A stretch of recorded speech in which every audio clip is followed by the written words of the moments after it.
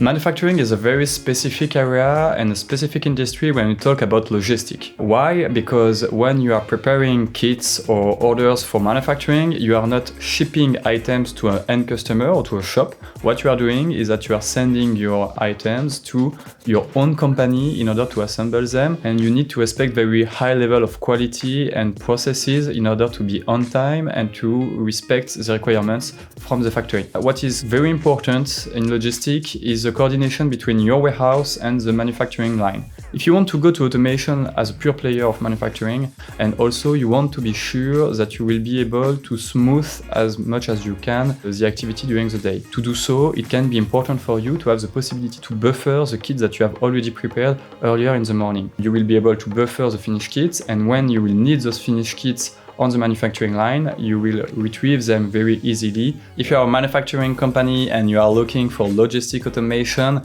I think Exotec will be the best solution that you can find. You will mix high performances, high reliability, and high level of services through the quality processes that you can implement with a solution.